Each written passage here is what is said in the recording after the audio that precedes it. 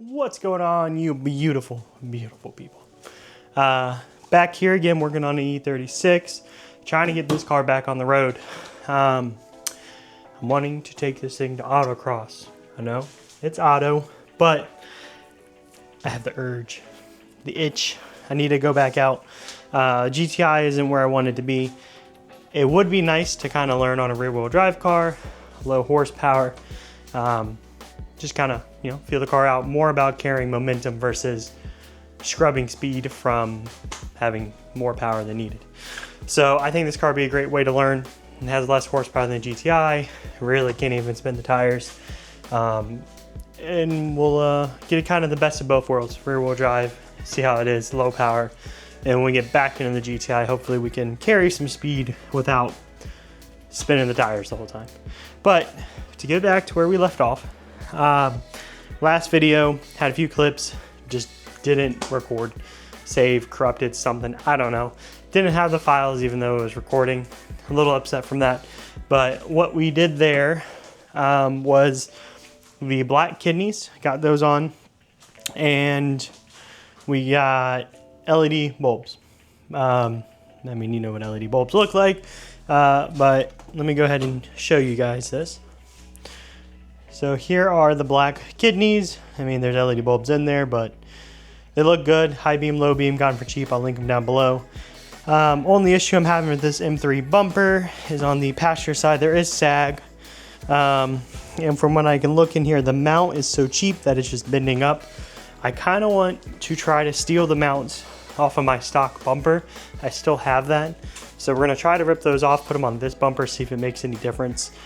If not, we'll find a way to mount them up. It's not the end of the world to get rid of some sag. But today, what I'm gonna go ahead and try to do, driver wheel hub. I'll get into that here soon of what happened there.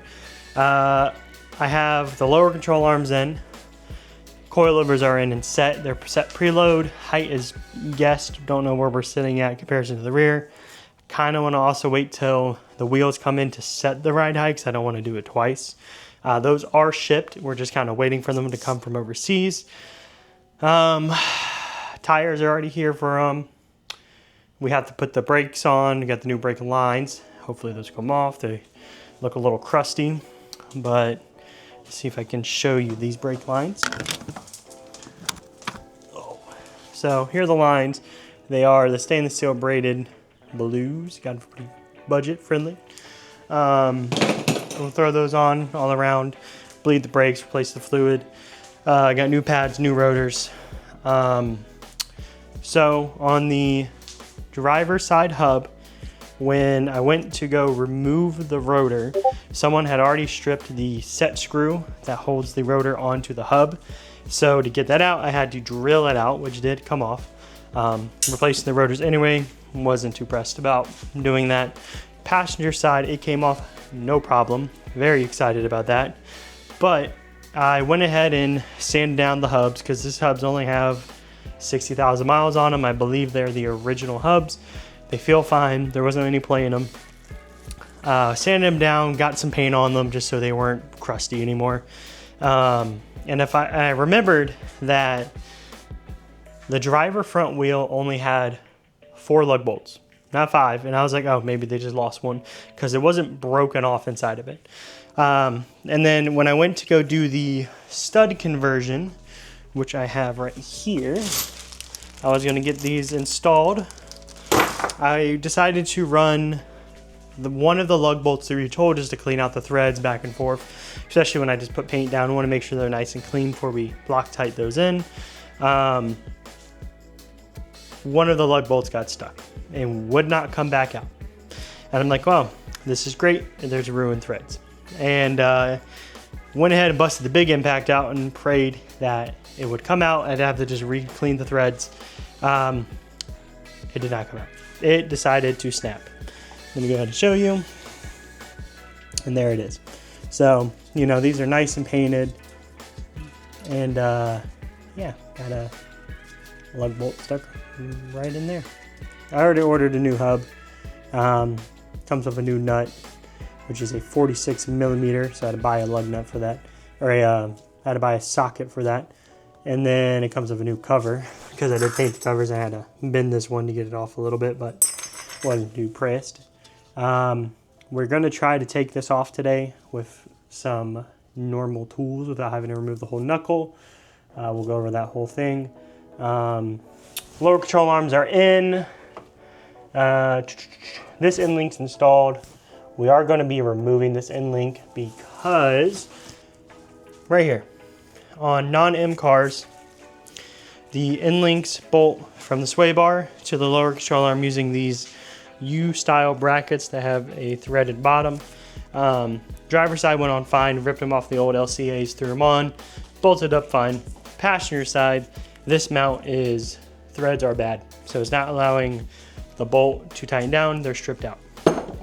I didn't want to buy another bracket for a inferior part that can be easily replaced and upgraded because the coilovers already have the provisioning for M-style end links. They have the hole, and so it's actually a common upgrade for non-M E36s to upgrade to the M-style. The shorter ones are prone to having the sway bar bind, and I don't even want to risk binding them. They're not really adjustable. They do sell adjustable non-M ones, but they're already so short. I'd rather get the M-style end links that are adjustable, so since we are lowering the car, properly set the sway bar. So ordered those are coming in. All that's left on this car are end links, driver hub now, pads, lines, rotors. That's for the front. The rear, I still have to install the coilovers. I don't see that being a problem. It's a divorced system, so it has, you know, the separated spring bucket with the shock. It is pretty simple on how to set those shocks. I'll go over it when we go to install those, on how to properly set it so the bump stop hits before the trailing arm hits. But we'll go over that when we get to the rear. I don't suspect the rear to have problems, hopefully. But yeah, let's go ahead and get into trying to knock off. Oh, one more thing. Got rid of the old tie rods, inner, outer. The inner tie rod joint was very loose where you could flop it around by just moving it. I didn't like how loose it was. And then the outer ball joint section was also very loose. This car did have very sloppy steering, and the ball joints on the LCAs were also blown out too, which I'm sure did not help either. So brand new LCAs, brand new inner outer tie rods, brand new end links. I have the fix for the power steering leak. It's a common leak on these. We'll go over that in another video. All right, let's go ahead, and my tools are over there, but on this, we're just going to try and knock it off. Pretty simple. And need a hammer. It actually looks like someone's actually already been here before, probably tried replacing this. They snapped the little insert that you fold down into this groove. So we're honestly just going to try to zap this off.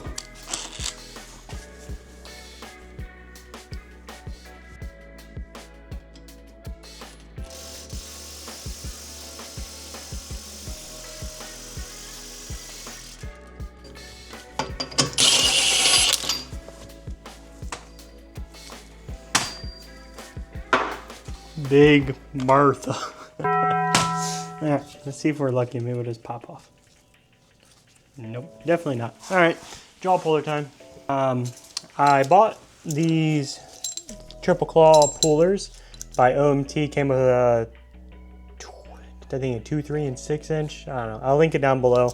Let's see if it works good. They were easy to assemble. They come with two sides, like a flatter and more of a claw shaped. I'm using the medium sized one.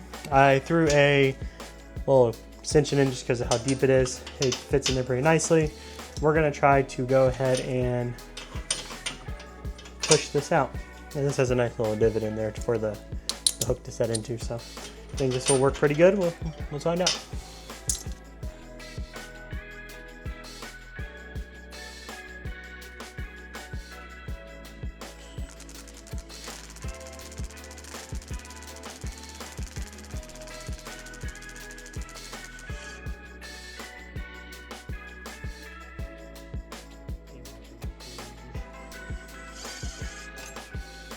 Oh my Lanta, and it brought, almost brought the inner bearing itself with it.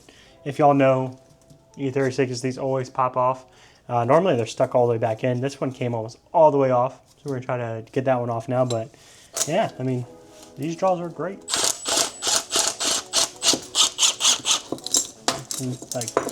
And this can pull off, you know, pulleys or whatever. I mean, anything you can fit claws on you need to push in. So let's go and try that again. But we may have to swap to the smaller. We'll see. Maybe not.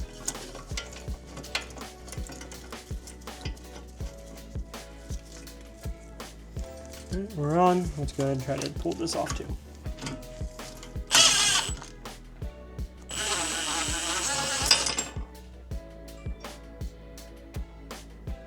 This is too easy.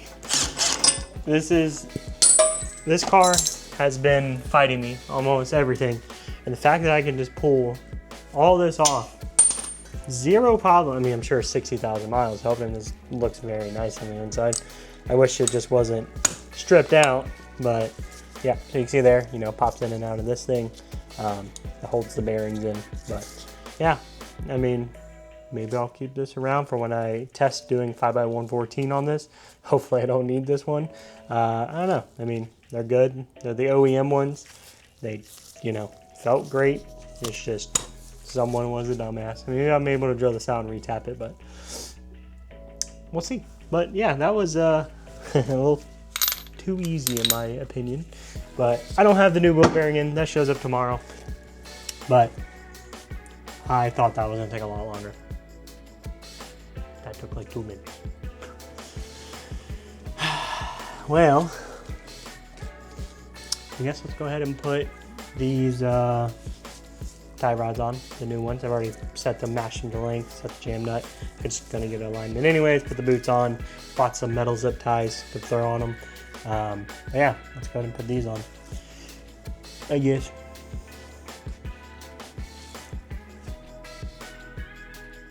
I'm still just dumbfounded how easy that was. Okay. Grab the bolt. Rod. Bolt go in rod. Nothing fancy. Oh, put them on backwards. Don't do that. That's how you get a baby. Let's see if I can get this new rubber on new rubber action. Yeah. Oh yeah. Oh yeah. Oh yeah. Let's not get dirty here. Oh, can y'all see? Wait, we'll lay down further. Okay. Oh wait. Oh, thank God. Oh no. Make sure. If you're doing an E36, okay, I'm really close to the camera right now. This little in front of the nut on the old one, you'll have to transfer that over. It slips over top of that to kind of make sure it doesn't spin out. It's a jam nut. And this, make sure you don't lose these. You put them on, how they came off. It's for the end of the end link, so that I think it's a rack stop. I don't know. Don't lose. I don't know where. There it is. Normally, if you take the old ones off, there's an indentation, and there's a hole, a keyhole. Can y'all see that? It just goes, I mean, kind of see it, the stupid flaps in the way, but you get what I'm saying. You know what to do. I believe in y'all. Okay. Turn that my way.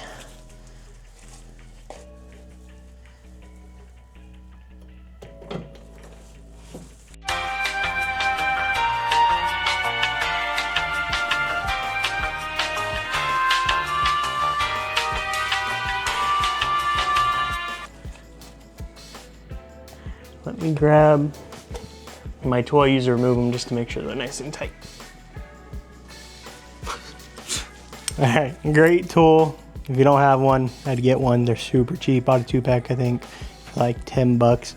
Just gave one to my my buddy, Walker Family Farm. I'll tag his YouTube down below. check him out if you like watch farmer content and tractors and some truck stuff. You know, great guy. But yeah, so you unbolt these, you just clamp it over, it has jaws here, and then you take a normal wrench and you just crank her on. Simple. No need for those tubes or whatever. Keep it simple. Keep it simple.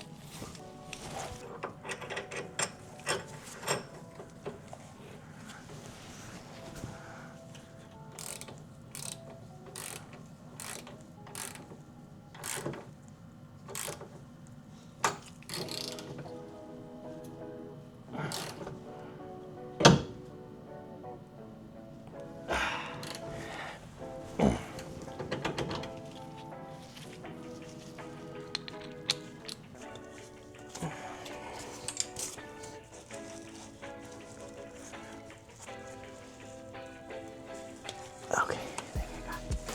Oh, piece of shit. I got it. God damn. Brand new boots suck.